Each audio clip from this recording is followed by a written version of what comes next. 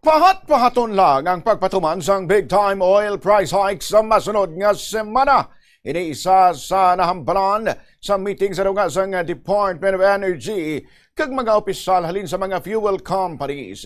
Ini na ang ilay kanawang pagsinapol sa mga semana ang gunistoryahan ng tuman kadako nga impact sang gyera sa Middle East kung sa diin ang isa among pagtimbog sa preso sang produktong petrolyo. Sunod naman kay Energy Secretary Sharon Garin na istoryahan Manila ang discounts kag bukas man ang mga kompanya sa sining mga rekomendasyon. Sa weekend may baluan sino kay Garin kung pilagid ang eksakto nga isaka sa preso sang langis kung magwa ng resulta sa 5-day trading sa global oil markets. Kung basehan pa lamang ang tatlo ka daw nga trading sa Minablat, Singapore, ang preso sang kerosene mahimo madugangan sang 28 pesos per liter. Sa diesel, mahimo madugangan sang 15 pesos per liter. Kagang gasolina, mahimo naman nga madugangan sang 7 pesos per liter.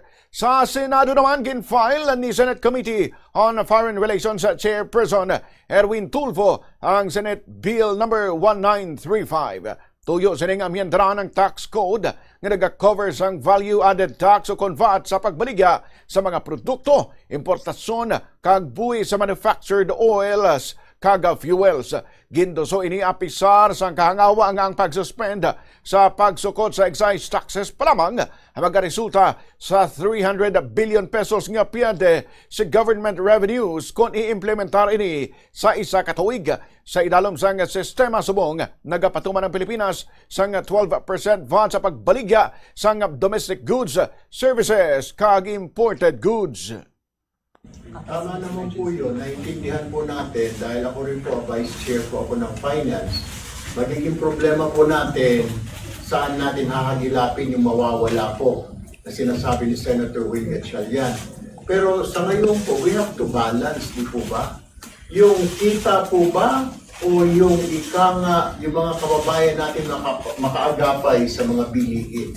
Kasi pag tumaas po ang presyo po ng petrolyo, pag sumipa po ng $80 per barrel, sana hanggang doon lang, baka umabot pa ng $100 per barrel, ay baka po sumirit din po ang mga bilihin. Paano na lamang po yung mga nakikita natin, yung mga basic commodities po, yung mga gulay na yan, mga isda po na yan, paano ba po makakaagapay?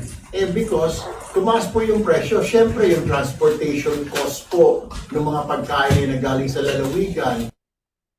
Balikan na si Senate Committee on Foreign Relations Chairperson Erwin Tulfo.